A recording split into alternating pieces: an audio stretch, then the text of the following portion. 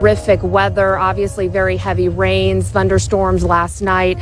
Here's what we can tell you. This is what we know right now.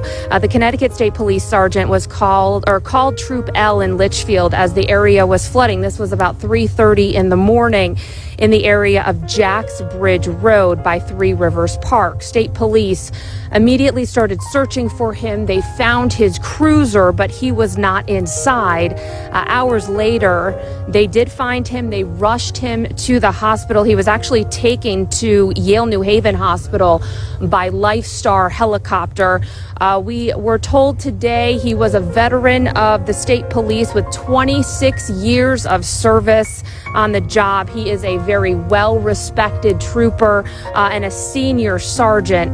Now, again, they are not releasing his name at this time as more family needs to be notified. They will keep us posted when they are ready to do that. But we headed out to that neighborhood today. You're going to hear from neighbors coming up at 5 o'clock. Flying at half staff in honor of State Police Sergeant Brian Mole. He spent 26 years on the force and died today trying to protect the community. NBC Connecticut's Jamie Rapp. Police say he was doing last night when something went wrong. Troop L received an emergency call from the sergeant that his vehicle was in swift water. Police, canines, fire departments, dive teams, and helicopters searched along the swollen Pomperaug River in Woodbury.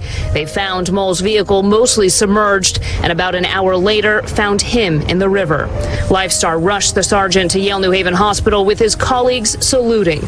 Police say Mole was pronounced dead en route. Every time an officer puts on that uniform. Afternoon, dozens of state police vehicles escorted the sergeant's body to Farmington, an American flag watching over the somber procession. At the resident trooper office in Woodbury, black bunting hangs and the flag is at half staff. A group brought food and other items to the troopers there.